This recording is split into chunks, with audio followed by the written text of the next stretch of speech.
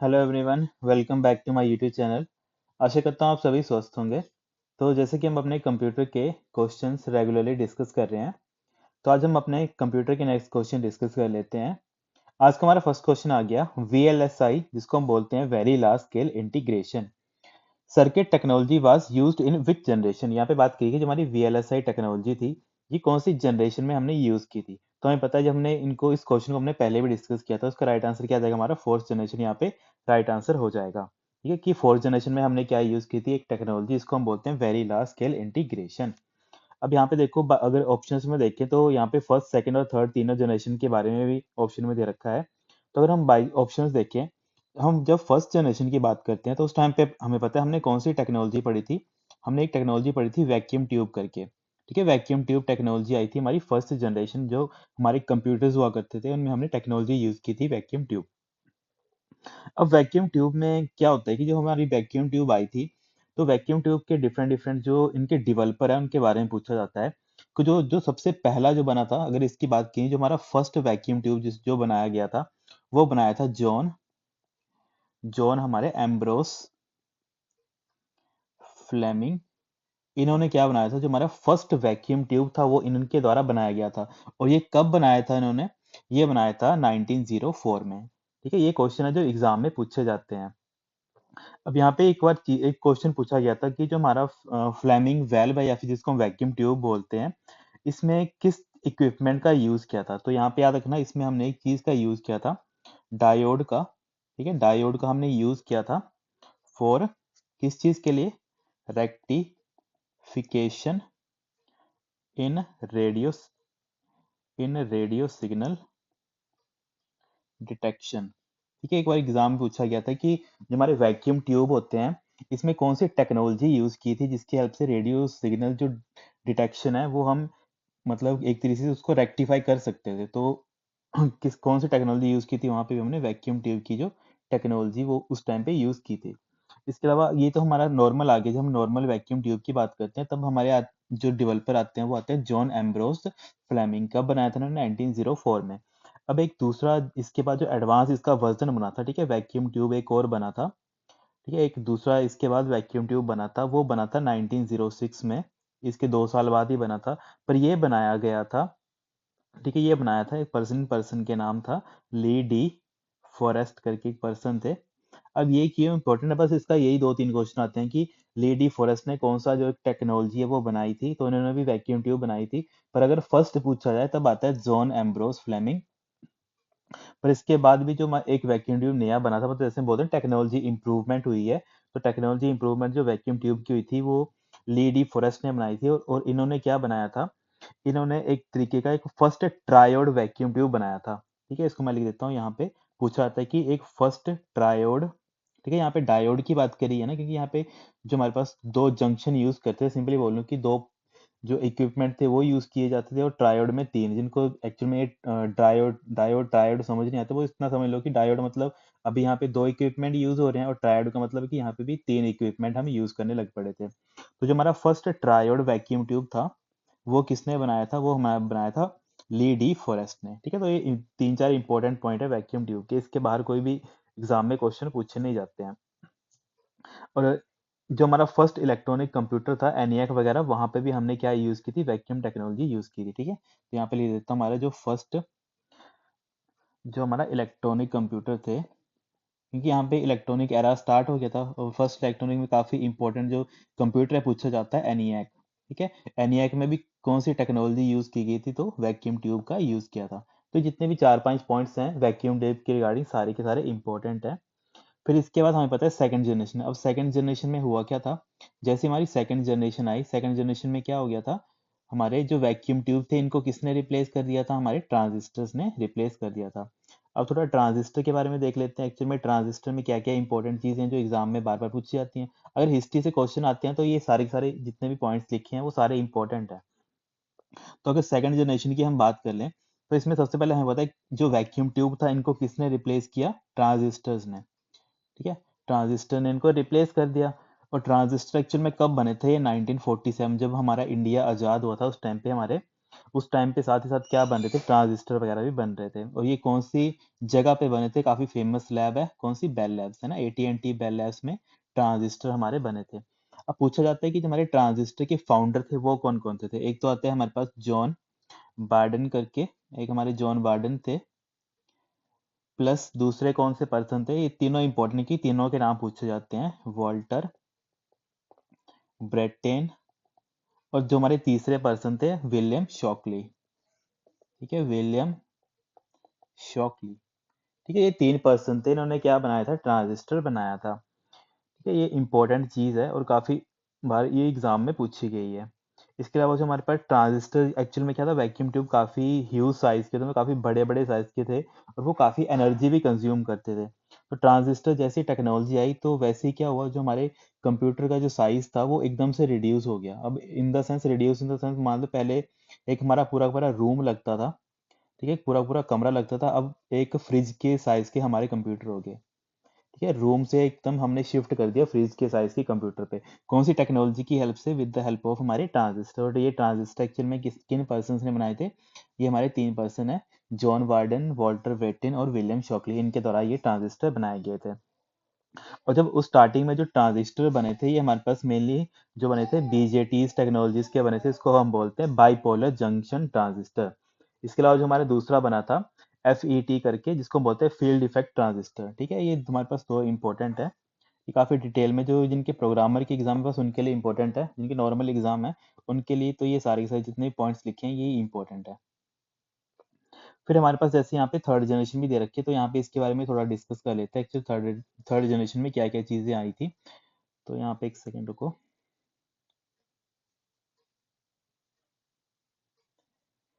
तो जैसे यहाँ पे थर्ड जनरेशन दे रखी है, तो थर्ड जनरेशन में क्या आ गए थे, हमें हमारे IC आ गए थे। तो यहाँ पे जो हमारी थर्ड जनरेशन में थे, यहाँ पे हमारे इंटीग्रेटेड सर्किट्स आ गए थे, जिसको हम शॉर्ट में बोलते हैं IC। और ये नियरली अबाउट कब बने थे, 1958-59 में बने थे, 58-59 में बने थे। और ये किसने बनाए थे, हमारे Jack Jack Kilby Jack Kilby ने बनाया था इसको। जो हमारे IC हमारा सर्किट है वो किसने बनाया था, जैक किल्बी ने। और ये कब बनाया था, ये हमारे पास पूछा था कि हमारा फर्स्ट वर्किंग इंटीग्रेटेड सर्किट है वो किसने बनाया था, जैक किल्बी ने बनाया था। और कब बनाया था, 1958 में। ठीक है, और यहाँ पे पूछा जाता है कि इसने कौन सा एक जो हमारा प्रोटोटाइप बनाया था वो कौन सा एक्चुअल में मटेरियल यूज किया था। तो यहाँ पे याद रखना, जो जैक किल्बी ने बनाया था इसने कौन सा मटेरियल यूज किया था, जर्मेनियम का। तो कई बार ये एग्जाम में पूछा जाता है कि जैक किल्बी के द्वारा जो IC बनाई गई थी वो कौन से मटेरियल से बनाई गई थी। ठीक है, तो ये किसी मटेरियल से बनाई गई थी, जर्मेनियम मटेरियल से बनाई गई थी। और जर्मेनियम मटेरियल के साथ इसने क्या यूज किया था, गोल्ड की वायर का यूज किया था। गोल्ड की वायर का क्या किया था, इसने यूज किया था। और इसी की वजह से इनको क्या मिला है, बाद में जाके नोबेल प्राइज भी मिला है। ठीक है, GK का क्वेश्चन भी यहाँ पे ऐड ऑन हो गया। अब यहाँ पे अगर हम नेक्स्ट बात करते हैं कि जैक किलीवी के अलावा एक और पर्सन थे, रॉबर्ट नॉइस, जो एक्चुअल में हम आजकल कंप्यूटर में यूज करते हैं ना IC, वो किसने बनाया था, वो बनाया था रॉबर्ट नॉइस ने। तो ये दो इंपॉर्टेंट क्वेश्चन है। स्टार्टिंग का तो जैक किलीवी ने बनाया था, पर जो एक्चुअल में हम आजकल कंप्यूटर में यूज करते हैं वो किसने बनाया था, वो बनाया था हमारा रॉबर्ट नॉइस जी ने। तो यहाँ पे लिख देता हूँ कि IC, एक तो नॉर्मल आ गया IC, और दूसरा आता है IC4, जो हमारे आजकल हम यूज करते हैं पर्सनल कंप्यूटर्स में। ये बनाया था हमारे जैक रॉबर्ट हमारे नॉइस करके एक पर्सन थे, इन्होंने बनाया था इसको। ठीक है, तो यहाँ पे ये इंपॉर्टेंट चीज है सारी की सारी, कि रॉबर्ट नॉइस ने जो हमारा हम आजकल कंप्यूटर में यूज करते हैं वो रॉबर्ट नॉइस ने बनाया था IC। पर अगर नॉर्मल IC पूछा जाए, फिर फर्स्ट IC पूछा जाए, तब वहां पे आता है जैक किल्बी, क्योंकि जैक किल्बी ने क्या बनाया था, सबसे पहला IC बनाया था। अब देखो, जो मॉडर्न PC में इसमें हम कौन सा मटेरियल यूज करते हैं, इसमें हम सेमी सिलिकॉन का यूज करते हैं, बेसिकली है ना, सिलिकॉन का। तुम्हारे सेमी कंडक्टर मटेरियल होते हैं उसमें हम क्या यूज करते हैं, सिलिकॉन का यूज करते हैं ना। तो यहाँ पे सिलिकॉन का बेसिकली क्या किया था, यूज किया गया था, किसके द्वारा, रॉबर्ट नॉइसी के द्वारा। तो ये कुछ इंपॉर्टेंट पॉइंट है सारे के सारे जो एग्जाम में काफी बार पूछे गए हैं। और बाकी फोर्थ जनरेशन का तो हमने पहले ही डिस्कस कर लिया था कि हमारी वेरी लार्ज स्केल इंटीग्रेशन, एक तो ये क्वेश्चन अभी 3-4 बार रिपीट हो गया, डिफरेंट डिफरेंट एग्जाम में पूछा गया है। ठीक है, VLSI। इसके अलावा हमने पढ़ा था कि माइक्रो प्रोसेसर के बारे में, जो फोर्थ जनरेशन में हमने देखा था कि जो हमारे यहाँ पे जो हमारी टेक्नोलॉजी आई थी उसमें इंटेल का 4004 माइक्रो प्रोसेसर आया था। ये हमारा 4 बिट का माइक्रो प्रोसेसर हुआ करता था। और ये कब आया था, हमारे 1971 में। ये इतने पॉइंट है, सारे सारे इंपॉर्टेंट है। और ये हमारा वर्ल्ड का फर्स्ट माइक्रो प्रोसेसर था। ठीक है, यहाँ पे पूछा जाता है कि वर्ल्ड का फर्स्ट माइक्रो प्रोसेसर कौन है, तब भी हमारा इंटेल का 4004। तो जितने भी इंपॉर्टेंट पॉइंट है ये सारे के सारे जो एग्जाम में डायरेक्टली पूछे जाते हैं। ठीक है, इसके अलावा एक और इम्पोर्टेंट, अभी इसी के साथ मेरे को एक इम्पोर्टेंट पॉइंट याद आया जो अभी इसी एग्जाम में पूछा गया था, कि जो हमारा इंटेल का क्वेश्चन पूछा गया था कि फिल इन द ब्लैंक्स ऐसे करके दिया था, हमें पूछा था कि widely used processor for early personal computer. जो हमारे स्टार्टिंग के पर्सनल कंप्यूटर हुआ करते थे, उसमें जो माइक्रो प्रोसेसर यूज होता था उसका नाम पूछा गया था। तो उसका उसका नाम क्या था, इंटेल का 8080। ठीक है, बहुत इंपॉर्टेंट क्वेश्चन है, एग्जाम में अभी पूछा गया था किसी में, कि वर्ल्ड का जो फर्स्ट सबसे ज्यादा यूज करने वाला पर्सनल कंप्यूटर में प्रोसेसर जो फैला था वो कौन सा था, इंटेल का 8080। ठीक है, अगर नॉर्मली फर्स्ट पूछा था कि जो पहला कौन बना था, तब तो आता है इंटेल का 4004। पर अगर वर्ल्ड का फर्स्ट पूछा हो जो पर्सनल कंप्यूटर में सबसे ज्यादा यूज किया गया था, तो वो था हमारा इंटेल का 8080। ठीक है, ये काफी इंपॉर्टेंट पॉइंट है। इसके अलावा हमारे पास जैसे हमारा एप्पल का मैकिंटोश वगैरह आता है, ठीक है, उसमें कौन सा जो प्रोसेसर यूज किया गया था, तो वहां पे लिख देता हूँ मैं। ठीक है, जो हमारा हमें पता है जो हमारा एप्पल के प्रोडक्ट हैं वो काफी पॉपुलर हैं। तो एप्पल का एक जो कंप्यूटर आया था सबसे पहले, उसका नाम क्या था, मैकिंटोश। ठीक है, तो उसमें कौन सा प्रोसेसर यूज किया गया था, तो वहाँ पे मोटोरोला का, ठीक है, मोटोरोला के द्वारा बनाया गया था 68000। ठीक है, ये कब बना था, 1979 में बना था। ठीक है, ये किस में यूज किया था, जो हमारे एप्पल का जो हमारा मैकिंटोश कंप्यूटर था, उसमें जो प्रोसेसर यूज किया गया था वो ये वाला था। ठीक है, तो ये काफी बार पूछे जाते हैं ऐसे से क्वेश्चन, इसको भी नोट करके आपको लिख लेना है। फिर नेक्स्ट क्वेश्चन आता है हमारे पास, which of the following memories has the shortest access time. तो यहाँ पे बोला है कि ऐसी कौन सी मेमोरी होती है जिसको हम एक्सेस बड़ी जल्दी कर सकते हैं। अब शॉर्टेस्ट एक्सेस टाइम का मतलब वही है कि इसको हम काफी फास्टली एक्सेस कर सकते हैं। तो बाय ऑप्शन हम देखें तो इसका राइट आंसर क्या हो जाएगा हमारा, देखो यहाँ पे देखा है cache memory, magnetic bubble memory दे रखा है, मैग्नेटिक कोर और यहाँ पे रोम दे रखा है। तो हमें पता है यहाँ पे इसका राइट आंसर क्या हो जाएगा हमारा, कि जो हमारे यहाँ पे कैशे मेमोरी है वो इन सभी में से क्या है, सबसे फास्टेस्ट हमारी मेमोरी है। अब अगर हम थोड़ी मेमोरी हिरार्की देख लें, एक्चुअल में ये कंसेप्ट आता है मेमोरी हिरार्की के अंदर। ठीक है, मेमोरी हिरार्की के हम एक कंसेप्ट पढ़ते हैं। ठीक है, मेमोरी हिरार्की हम एक कंसेप्ट पढ़ते हैं, तो वहां पे आता है ये पूरा का पूरा कंसेप्ट है। तो मेमोरी हिरार्की में एक्चुअल में लेवल पढ़ते हैं कि हमारी जो मेमोरी का स्टोरेज है, इसके अलावा स्पीड है, वो कैसे कैसे वेरी करती है। तो अगर हम सबसे पहले देखें तो सबसे पहले टॉप पे आते हैं रजिस्टर। रजिस्टर के बाद हम पढ़ते हैं कैशे मेमोरी। ठीक है, रजिस्टर के बाद हम कैश पढ़ते हैं। उसके बाद हम मेनली पढ़ते हैं हमारी जितनी भी प्राइमरी मेमोरीज होती हैं। ठीक है, प्राइमरी में कौन कौन सी आती है, जो हमारे पास रैम और रोम आती हैं प्राइमरी मेमोरी में। इसके बाद हम फर्दर पढ़ते हैं सेकेंडरी मेमोरी को। ठीक है, और लास्टली हम क्या पढ़ते हैं, जो हमारी आजकल नई चली है टेक्नोलॉजी, उसको हम क्या बोलते हैं, टर्शरी, या फिर सिंपली बोलते हैं क्लाउड स्टोरेज। ठीक है, टर्शरी बोल लो, या फिर अगला मैं लिख देता हूँ यहाँ पे फर्स्ट, ये आ गया सेकंड, ये आ गया हमारे थर्ड, ये आ गया हमारा फोर्थ, और फिफ्थ नंबर पे हमारी जो टर्शरी स्टोरेज होती है इसको भी लिख देता हूँ मैं। टर्शरी जो हमारी स्टोरेज, और जो स्टोरेज, और लास्ट जो हमारी सिक्स्थ आती है वो यहाँ पे लिख देता हूँ। इसको हम क्या बोलते हैं, जो आजकल हम बहुत यूज कर रहे हैं, जिसको बोलते हैं ना क्लाउड कंप्यूटिंग वगैरह हम यूज कर रहे हैं, या फिर क्लाउड स्टोरेज हम यूज कर रहे हैं। तो क्लाउड, या फिर हम इसको बोलते हैं क्लाउड नेटवर्क स्टोरेज।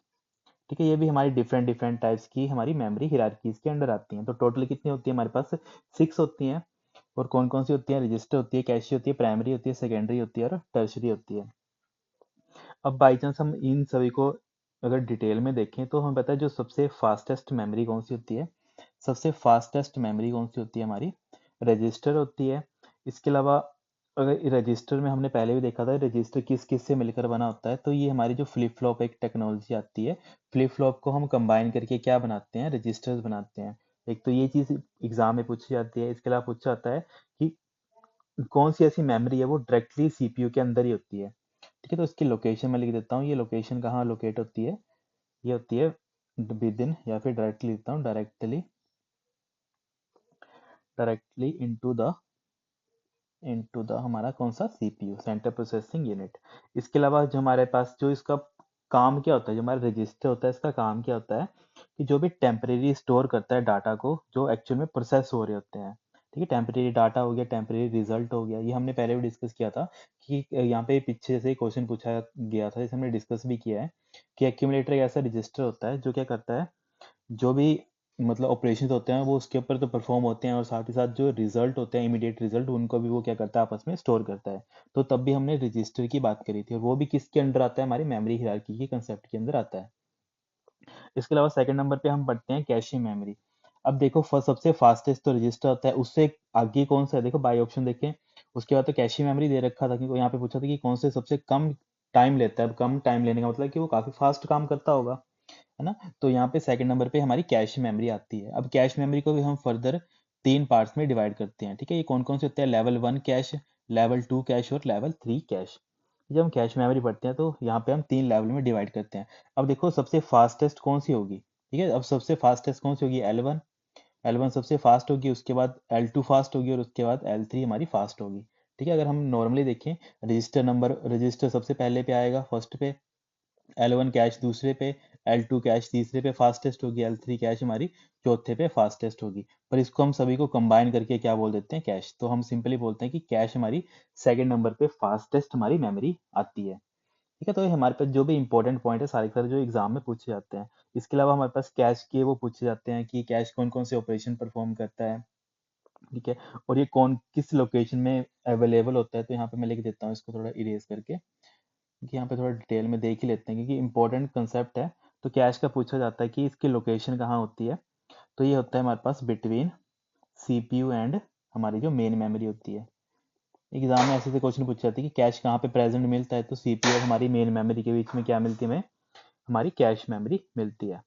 अब थर्ड पे हमने क्या देखा था, इसको इनको इरेज कर देता हूँ मैं। इसके बाद हमने कौन सी मेमोरी देखी थी, हमारी प्राइमरी मेमोरी, ठीक है। प्राइमरी मेमोरी के अंदर हमने कौन कौन से डिस्कस किए, एक तो हमारी आती है रैम और दूसरी आती है हमारे पास रोम। तो यहाँ पे आते हैं हमारे पास प्राइमरी, पीएम लिख देता हूँ यहाँ पे प्राइमरी मेमोरी। तो एक तो आती है हमारे पास रैम, और दूसरी कौन सी आती है हमारे पास, रोम, ठीक है, रैम और रोम। अब रोम एक्चुअल में क्या है, रोम के अंदर क्या मिलता है हमें हमें फर्मवेयर, ठीक है। रोम के अंदर क्या होता है, मेनली हमारे फर्मवेयर वगैरह लिखे गए होते हैं। और जो हमारा रैम होता है, रैम तो एक्चुअल में हम बोलते हैं जितने हमारा काम हो रहा होता है ना, ठीक है, इसको हम बोलते हैं वर्किंग एरिया, ठीक है। वर्किंग एरिया ऑफ कंप्यूटर बोल लेता हूँ, या फिर सिस्टम बोल लेता हूँ। तो वो कौन सा होता है, हमारा रैम होता है। अब रैम और रोम भी हमारी क्या है, एक टाइप्स की हमारी मेमोरी है, और किस कैटेगरी के अंदर आती है, हमारी प्राइमरी मेमोरी की कैटेगरी के अंदर आती है। अब यहाँ पे एक रोम के अंदर एक प्रोग्राम लिखा गया होता है जिसको हम बोलते हैं फर्मवेयर। और फर्मवेयर प्रोग्राम के अंदर एक्चुअल में क्या होता है, स्टार्टिंग स्टार्टिंग ऑपरेटिंग सिस्टम की जो इंस्ट्रक्शन होती हैं, ठीक है। स्टार्टिंग ऑपरेटिंग सिस्टम की जो इंस्ट्रक्शंस होती हैं वो कहाँ मिलती हैं, हमें फर्मवेयर के अंदर। और फर्मवेयर एक्चुअल में क्या बोलते हैं, कौन सी मेमोरी के अंदर फर्मवेयर लिखा गया था, हमारा रोम के अंदर। और कई बार पूछा जाता है कि रैम हमारी क्या एक तरीके की वोलेटाइल मेमोरी है। अब वोलेटाइल का मतलब क्या होता है, वोलेटाइल मेमोरी का मतलब क्या होता है कि टेम्परेरी मेमोरी है, कि जैसे जितनी देर तक उसको पावर मिलेगी उतनी देर तक वो काम करेगा, जैसे ही पावर बंद हुई वैसे ही उसके अंदर जो भी डाटा होगा वो सारा सारा इरेज हो जाएगा। पर रोम क्या होती है, एक तरह की हमारी परमानेंट मेमोरी होती है, या फिर इसको हम बोलते हैं नॉन वोलेटाइल मेमोरी, ठीक है, नॉन वोलेटाइल मेमोरी बोलते हैं। और ये हमारी परमानेंट मेमोरी होती है, जिससे क्या होता है कि अगर इसके अंदर एक बार जो डाटा लिख दिया गया है, वो क्या होता है, पावर जैसे चली भी जाए तब भी वो जिसके अंदर जो डाटा होगा वो एज इट इज वैसा का वैसा ही रहेगा, ठीक है। तभी तो इसके अंदर हमने क्या लिखा होता है, फर्मवेयर। और फर्मवेयर के अंदर एक्चुअल में होता क्या है, फर्मवेयर एक सॉफ्टवेयर है, या फिर सिंपली बोल लो एक ऐसा प्रोग्राम है जिसके अंदर हमने कुछ इंस्ट्रक्शन लिखी होती है। और वो कौन सी इंस्ट्रक्शन लिखी होती हैं, कि एक्चुअल में जब हम कंप्यूटर ऑन करेंगे तो हमें पता है ऑपरेटिंग सिस्टम हमें लोड करना पड़ेगा कहाँ पे, हमारी रैम के ऊपर, क्योंकि हम पता है काम कहाँ होगा, हमारा रैम के ऊपर ही होगा। तो ऑपरेटिंग सिस्टम को जैसे हम लोड करने की जो इंस्ट्रक्शन होगी वो कहाँ लिखेंगे, हम फर्मवेयर के अंदर। और फर्मवेयर एक्चुअल में फर्मवेयर कौन सी मेमोरी में लिखा जाता है, हमारी रोम के अंदर, ठीक है। तो ये हमारे जितने भी इंपॉर्टेंट पॉइंट है सारे के सारे एग्जाम में पूछे जाते हैं। इसके अलावा हमारे पास सेकेंडरी स्टोरेज के लिए हमने प्राइमरी देख ली। प्राइमरी के बाद दूसरी कौन सी आती है, हमारी सेकेंडरी स्टोरेज।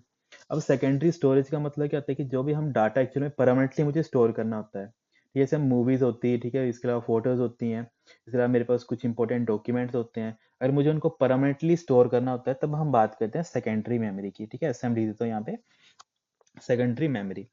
और देखो सेकेंडरी मेमोरी क्या होती है, अब देखो जैसे जैसे हम नीचे आ रहे हैं वैसे वैसे क्या हो रही है, उनकी स्पीड कम हो रही है ना। सबसे फास्टेस्ट रजिस्टर, उसके बाद कैशे आता है दूसरे नंबर पे, फिर तीसरे नंबर पे हमारे पास जो हमारी प्राइमरी मेमोरी आती है, ठीक है, रैम और रोम आती हैं, ठीक है, उसके बाद चौथे पे आती है। अब देखो जैसे जैसे हम नीचे जा रहे हैं वैसे वैसे क्या हो रही है, स्पीड इनकी कम हो रही है। ठीक है, तो इसके अलावा जो हमारा क्या बोलते हैं यहाँ पे सेकेंडरी मेमोरीज आती हैं। सेकेंडरी मेमोरी कैसे पूछा जाता है कि अगर ऑप्शन दे के कोई एग्जाम में पूछा जाए कि कैश हो गया, प्राइमरी हो गया, सेकेंडरी मेमोरी हो गया, पूछा जाए कि इनमें से सबसे कम एक्सेस टाइम किसका है, तब किसका आएगा, हमारा कैशे का आएगा। अगर सबसे ज्यादा पूछा जाएगा तब किसका आएगा, इसका, क्योंकि सबसे ज्यादा टाइम कौन लेगा, वो ये वाला लेगा, सेकेंडरी मेमोरीज लेंगे। और सबसे कम इजीली कौन मिल जाएगी मेमोरी में डाटा, हमारा कैशे में मिल जाएगा। ठीक है, अगर कैशे के बाद अगर रजिस्टर भी दिया तो ऑप्शन में, तब तो रजिस्टर आता है अब मतलब आंसर वहां पे। तो ऐसे करके एग्जामिनर घुमा के क्वेश्चन पूछता है, तो आपको कंफ्यूज नहीं होना है, बस आपको ये सारी सारी मेमोरी जितनी भी है इनको इसको क्या करना है, एक बार पढ़ के जाना है आपको। ठीक है, तो यहाँ पे सेकेंडरी मेमोरी में कौन सी आती है हमारे पास, जैसे हार्ड डिस्क आती है। ठीक है, हार्ड डिस्क आती है, इसके अलावा हमारे पास एसएसडीज आती हैं जो आजकल फास्टेस्ट चलती हैं। ठीक है, हार्ड डिस्क होगी हमारे पास, सॉलिड स्टेट ड्राइव, इसकी फुल फॉर्म पूछी जाती है। ठीक है, सॉलिड स्टेट ड्राइव। इसके अलावा हार्ड डिस्क ड्राइव, ठीक है, इसकी तो पता होगी सभी को, हार्ड डिस्क ड्राइव। तो ये सारी सारी जो पॉइंट्स हैं ये सारे एग्जाम में पूछे जाते हैं और एज इट इज ही पूछे जाते हैं। इसके अलावा हमने फिफ्थ पे देखा था कि जो हमारी कुछ टर्शरी स्टोरेज होती हैं। अब टर्शरी स्टोरेज का मतलब क्या होता है, जिनमें हम मेनली बैकअप रखने का काम करते हैं। जैसे जितनी भी बड़ी बड़ी कंपनी होती हैं वो क्या करती हैं, अपना कुछ बैकअप भी स्टोर करके रखती हैं। ठीक है, बैकअप इन द सेंस, मान लो कि उनके किसी सर्वर का डाटा करप्ट हो गया तो उनके पास एक बैकअप होना चाहिए, तो उसके लिए वो कौन सा मेमोरी का यूज़ करते हैं, टर्शरी स्टोरेज का यूज़ करती हैं। ठीक है, टर्शरी स्टोरेज में एक्चुअल में कौन क्या चीज़ें होती हैं, जो हमारी ऑप्टिकल डिस्क आती हैं। ठीक है, फॉर एग्जांपल जो हमारी ऑप्टिकल डिस्क आती हैं, ठीक है, जैसे सीडी हो गया, डीवीडी हो गया। इसके अलावा और कौन सा यूज़ करते हैं वो बैकअप के लिए, और जैसे हमारी टेप ड्राइव्स होती हैं। ठीक है, जो हमारी टेप ड्राइव्स होती हैं उनको हम यूज़ करते हैं। ठीक है, बैकअप के लिए। तो कई बार एग्जाम में ये पूछा जाता है कि बैकअप के लिए कौन सा हम स्टोरेज मीडिया सबसे ज़्यादा यूज़ करते हैं, तो हम वहाँ पे राइट आंसर आता है टेप ड्राइव्स का, क्योंकि हम टेप ड्राइव्स का यूज़ करते हैं। तो यहाँ पे जितने भी मैंने यहाँ पे पॉइंट डिस्कस किए ना वो सारे के सारे इंपॉर्टेंट और एग्जाम में काफ़ी बार पूछे गए हैं। और क्लाउड स्टोरेज और इसका नेटवर्क स्टोरेज का, इसका तो एग्जांपल हमें नॉर्मली एग्जांपल ले लें तो हमारा जो गूगल ड्राइव आता है, ये इसका एग्जांपल आता है कि वो एक स्टोरेज का मैकेनिज्म है, पर उसके लिए हमें इंटरनेट की जरूरत पड़ती है। इंटरनेट की हेल्प से हम डाटा वहाँ पे स्टोर मतलब अपलोड करते हैं। अपलोड का मतलब इन द सेंस हम वहाँ पे स्टोर करते हैं डाटा। और जो हमारा इसके अलावा ड्रॉप बॉक्स आता है। ठीक है, तो ये हमारे पास क्या होते हैं, एक क्लाउड नेटवर्क स्टोरेज हमारे पास अवेलेबल होती है। तो जितने भी हमारे पास मेमोरी हिरार्की में आते हैं वो सारे सारे इंपॉर्टेंट पॉइंट्स हैं। फिर हमारे पास नेक्स्ट क्वेश्चन आ गया, द टच पैड इज हमारे पास बोला कि हमारे पास जो टच पैड होता है वो क्या होता है। तो टच पैड एक्चुअल में एक हमारे पास स्टेशनरी पॉइंटिंग होता है। ठीक है, जैसे हमारा एक्चुअली एग्जांपल ले लो, जैसे हमारा माउस होता है, तो माउस को तो हम एक्चुअल में मूव करते हैं। ठीक है, वन लोकेशन से दूसरे लोकेशन मूव करते हैं, तो जैसे मूव करते हैं तो जो उसका कर्सर होता है स्क्रीन पे वो भी मूव होता है। ठीक है, पर जो हमारा टच पैड होता है वो तो फिक्स होता है, एक ही जगह होता है। वो हम क्या करते हैं, जैसे जैसे अपनी फिंगर अब अलग अलग लोकेशन पे लगते हैं, उस हिसाब से हमारी फिंगर की लोकेशन को ट्रैक करके वो क्या करता है, जो माउस को उसको मूव करता है ना। तो अब तभी हम इसको क्या बोलते हैं कि स्टेशनरी डिवाइस है या फिर स्टेशनरी पॉइंटिंग एक हमारा डिवाइस है। तो यहाँ पे सेकंड क्या हो जाएगा, हमारा राइट आंसर हो जाएगा। नेक्स्ट आते हैं हमारे पास, floppy disk is used in microprocessor based system as. जो हमारे फ्लॉपी डिस्क होते हैं इनको हम एज किसकी तरह यूज करते हैं, फ्लॉपी डिस्क किस में आता है, हमारी मेमोरी की कैटेगरी में आता है, तो मेमोरी डिवाइस ओनली। तो यहाँ पे क्या होगा, हमारा फोर्थ राइट आंसर हो जाएगा। ठीक है, एक्चुअली में ये क्वेश्चन पूछा गया था कि जो हमारी फ्लॉपी डिस्क है, एक क्वेश्चन एग्जाम में भी पूछा गया था कि जो हमारी फ्लॉपी डिस्क है तो इसमें जो कोड किया जाता है, क्योंकि हमें पता है जो हमारी फ्लॉपी डिस्क है एक तरीके की क्या होती है, एक तरीके की हमारी क्या होती है, प्लास्टिक प्लास्टिक डिस्क होती है। अब प्लास्टिक डिस्क इसको किससे कोट किया होता है, ठीक है, plastic disk coated with magnetized magnetizable या फिर मैग्नेटाइजेबल सब्सटेंस। ठीक है, अब मैग्नेटाइजेबल सब्सटेंस कौन कौन से हो सकते हैं, जैसे फॉर एग्जांपल ले लो मैं, मैग्नेटाइज कौन कौन से होते हैं, जैसे हमारे पास आता है ऑक्साइड्स ऑफ आयरन हो गया। इसके अलावा एक और पूछा जाता है जैसे क्रोमियम। ठीक है, क्रोमियम। तो मेनली क्या होता है, जो हमारे पास जो फ्लॉपी डिस्क एक्चुअल में इसको कोट किया जाता है, एक तरीके की कोटिंग की जाती है। फॉर एग्जांपल मेरे पास एक प्लास्टिक के कोई मटेरियल है, उसके ऊपर मैंने पेंट कर दिया। ठीक है, वो पेंट किस चीज का होगा, कौन सी मटेरियल का होगा, या तो ऑक्साइड्स ऑफ आयरन का पेंट करूंगा, या तो मैं एक क्रोमियम हमारे पास सब्सटेंस होता है उसका कोट करूंगा बेसिकली। ठीक है, तो बस उसी चीज के रिगार्डिंग क्वेश्चन पूछा गया था कि फ्लॉपी डिस्क में एक्चुअल में जो कोटिंग की गई थी वो कौन सी मटेरियल की जाती है। तो वहाँ पे ये ऑप्शन में दे रखा था क्रोमियम, तो वहां पे राइट आंसर क्या था उस टाइम पे, क्रोमियम राइट आंसर था। फिर हमारे पास नेक्स्ट क्वेश्चन आता है, World Wide web is being started by, जो हमारी वर्ल्ड वाइड वेब है इसको किसने स्टार्ट किया था? तो वर्ल्ड वाइड वेब एक्चुअल में स्टार्ट किया गया था टिम बर्नर्स ली के द्वारा। ठीक है, एक्चुअल में हम बात करें कि हमारे पास एक Berners Lee Tim Berners Lee एक हमारे पास पर्सन थे, इन्होंने क्या किया था, जो हमारा वर्ल्ड वाइड वेब था इसको स्टार्ट किया था। और कब स्टार्ट किया था ये? 1989 में। और ये काफी बार एग्जाम में पूछा गया है कि जो हमारा टिम बर्नर्स ली है इन्होंने कौन सी जो वर्ल्ड वाइड वेब है वो स्टार्ट किया था, कौन से सन में स्टार्ट किया था? 1989 में। ठीक है, और उस टाइम पे वो कहाँ पे काम कर रहे थे? क्योंकि एक्चुअल में ये क्या थे, हमारे पास एक कंप्यूटर इंजीनियर ही थे और ये किसी संस्था के साथ काम कर रहे थे, तो वो संस्था का नाम था उस टाइम पे सन। ठीक है, सन संस्था में काम कर रहे थे। एक्चुअल में सन है क्या है? ये हमारे पास European organisation for nuclear research. ठीक है, इसकी फुल फॉर्म की बार पूछी जाती है, European organisation for nuclear Research, इसको बोलते हैं हम सन। तो उस टाइम पे वहां पे ये काम कर रहे थे, तो उस टाइम पे इन्होंने क्या किया था, वर्ल्ड वाइड वेब को एक तरीके से स्टार्ट किया था। और अगर हम अकॉर्डिंग टू ऑप्शन देखें तो यहाँ पे राइट आंसर क्या आएगा हमारे पास? W3 consortium. ठीक है, वर्ल्ड वाइड वेब कंसोर्टियम। ठीक है, तो इसकी फुल फॉर्म क्या आती है, एग्जाम में काफी बार पूछी जाती है, इसको बोलते हैं हम World Wide Web Consortium. Consortium. ठीक है, World Wide Web Consortium according to option यहाँ पे राइट आंसर हो जाएगा। ठीक है, अब इसको हम डिस्कस कर लेते हैं कि एक्चुअल में क्यों वर्ल्ड वाइड वेब कंसोर्टियम इसका राइट आंसर होगा।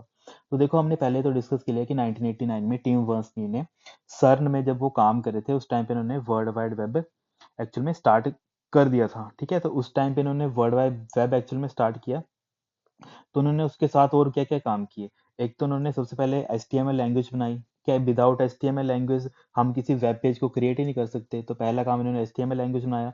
दूसरा, इन्होंने एक ऐसा प्रोटोकॉल बनाया जिसकी हेल्प से एक HTML पेज दूसरे किसी प्रोग्राम के ऊपर भी ओपन हो जाए। ठीक है, तो उन्होंने एक प्रोटोकॉल बनाया जिसको हम बोलते हैं हाइपर टेक्स्ट ट्रांसफर प्रोटोकॉल। ठीक है, अब तीसरा चीज उन्होंने एक ब्राउजर बनाया, ब्राउजर के साथ इन्होंने क्या किया, एक यूआरएल बना दिया। यूआरएल इन द सेंस कि जैसे ही कोई पर्सन इस यूआरएल को सर्च करेगा तो उसको ये जो एचटीएमएल में पेज बनाया होगा वो उसको डिस्प्ले हो जाएगा। तो ये तीनों की तीनों चीजें भी किसने बनाई है? हमारी टिम बर्नर्स ली ने बनाई हैं। और जो हमारा फर्स्ट जो हमारे पास वेब ब्राउजर था या फिर जो हमारे पास फर्स्ट सर्वर था वो भी बर्नर्स ली के द्वारा ही बनाया गया था। तो देखो, एक पर्सन ने कितनी सारी चीजें बनाई हैं। जैसे हम आज वेब ब्राउजर में कुछ भी चीज सर्च कर रहे हैं, कुछ कर रहे हैं, वो सारी की सारी इनकी देन है। ठीक है, मतलब एक तरीके इन्होंने कितना ज्यादा कंट्रीब्यूट किया है। ठीक है, तो यहाँ पे लिख देता हूँ कि हमारे पास फोर्थ नंबर पे ये जो हमारा फर्स्ट वेब ब्राउजर था। ठीक है, इसका ये नाम भी पूछा जाता है, इसका नाम भी क्या था? World Wide web. ठीक है, वर्ल्ड वाइड वेब। हमारा फर्स्ट वेब ब्राउजर का नाम भी क्या था? World Wide web. अब देखो, एक्चुअल में ये वर्ल्ड वाइड वेब अलग है। ठीक है, इसका मतलब क्या आता है? WWW। पर ये जो वर्ल्ड वाइड है इसमें कोई गैप नहीं है, ये सारा का सारा कंबाइन है। वर्ल्ड वाइड वेब ये पूरा का पूरा कंबाइन है। तो ये हमारा क्या था? First web browser. ठीक है, अब देखो यहाँ पे आंसर में ऑप्शन में दे रखा था वर्ल्ड वाइड वेब कंसोर्टियम। हुआ क्या था, जब टिम बर्नर्स-ली ने ये संस्था छोड़ी तो उन्होंने क्या किया था, 1994 में एक संस्था बनाई जिसका नाम क्या था? ये वाला वर्ल्ड वाइड वेब कंसोर्टियम। तो ये कब बना है? 1994 में। ठीक है, अब ये किसके द्वारा बनाया गया था? टिम बर्नर्स-ली के द्वारा बनाया गया था। अब टिम बर्नर्स-ली ने इसको क्यों बनाया? क्योंकि ये चाहते थे कि जो भी हम एक्चुअल में वेब टेक्नोलॉजी यूज कर रहे हैं इसमें काफी ज्यादा ग्रोथ हो जाए। ठीक है, तो इसके लिए ग्रोथ होने के लिए इन्होंने एक संस्था बना दी, इसका नाम क्या था? World Wide Web consortium. तभी यहाँ पे राइट आंसर क्या था हमारा? सेकंड यहाँ पे राइट आंसर था कि world Wide web is being started by. तो अब देखो, जिस संस्था के अंडर उन्होंने सोचा कि मैं इसको ग्रो करूंगा, काफी ज्यादा स्केल करूंगा, ठीक है, तभी उसका यहाँ पे ऑप्शन क्या हो जाएगा? राइट आंसर हो जाएगा। तो यहाँ पे तब सेकंड क्या है? बिल्कुल हमारा राइट आंसर है। फिर हमारे पास नेक्स्ट क्वेश्चन आ गया, अ को प्रोसेसर इज। अब एक को प्रोसेसर एक्चुअल में क्या होता है? जो किसी मतलब मेन प्रोसेसर के साथ में उसका कुछ काम करने का मतलब काम करने के लिए इंपॉर्टेंट होता है, उसको हम बोलते हैं को प्रोसेसर एक तरीके से। तो इसका राइट आंसर अकॉर्डिंग तो हम ऑप्शन देखें तो यहाँ पे राइट आंसर क्या आ जाएगा? फोर्थ यहाँ पे राइट आंसर हो जाएगा, it is quite common in modern computer. ठीक है, मॉडर्न कंप्यूटर में एक्चुअल में होता क्या है, ये मेरा आ गया मेन प्रोसेसर। ठीक है, ये मान लो मेरा मेन प्रोसेसर आ गया। अब इसके साथ में काफी ज्यादा और प्रोसेसर भी अटैच हैं। ठीक है, यहाँ पे माइक्रो प्रोसेसर 1 कर देता हूँ, यहाँ पे माइक्रो प्रोसेसर नंबर 2 कर देता हूँ। ठीक है, माइक्रो प्रोसेसर नंबर 2। और ये मेरा आ गया मेन प्रोसेसर, MP लिख देता हूँ यहाँ पे कि मेरा मेन प्रोसेसर।